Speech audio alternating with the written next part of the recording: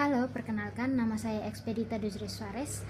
Saya mahasiswa UMPKU Muhammadiyah Surakarta.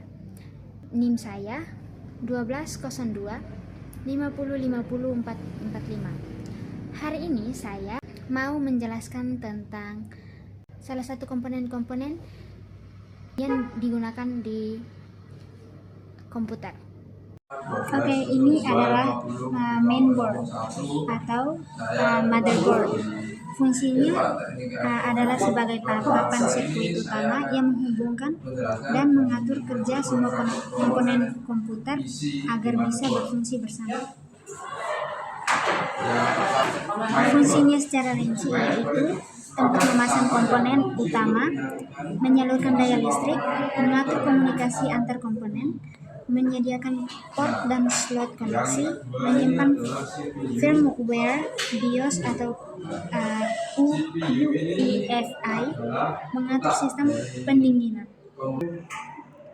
Jadi mainboard berfungsi sebagai pusat penghubung dan pengendali seluruh perangkat keras komputer. Terus ini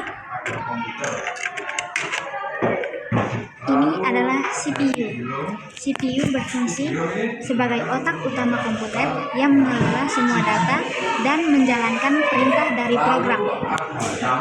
Nah, terus dia juga bisa melakukan perhitungan dan pengelola data, mengontrol kerja semua komponen komputer, mengambil instruksi, menafsirkan instruksi, menjalankan instruksi.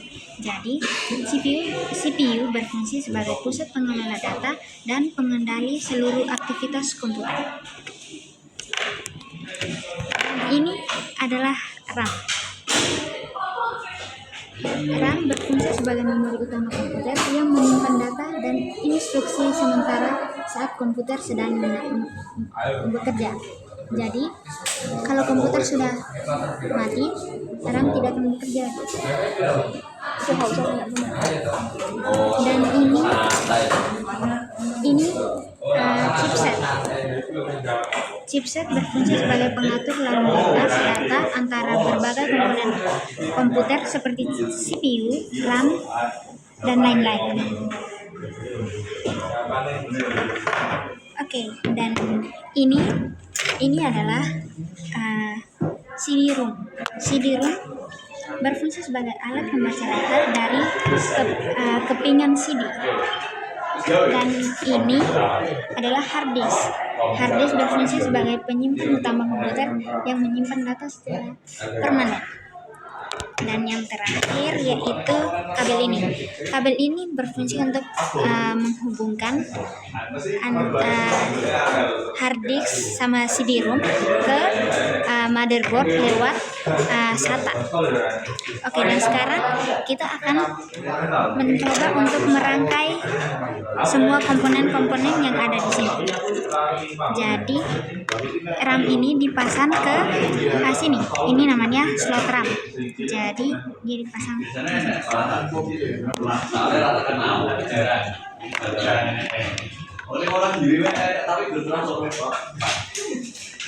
Oke.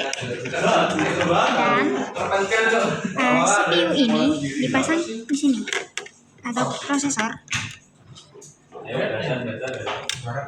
Ini harus dipasang sesuai dengan bentuknya, jangan salah atau bisa merusak komponen lainnya.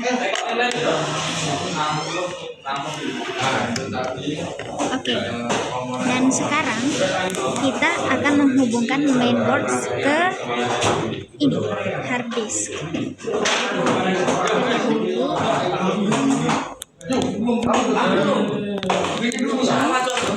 Ke SATA. Ini namanya SATA. Kita menghubungkan hard disk ke mainboard lewat SATA. Oke. Jadi ini. Dan ini juga kabel ini juga bisa menghubungkan mainboard ke CD-ROM.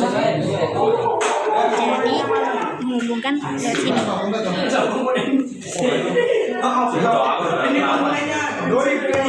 Oke, jadi seperti ini. Oke, sekian dari penjelasan saya.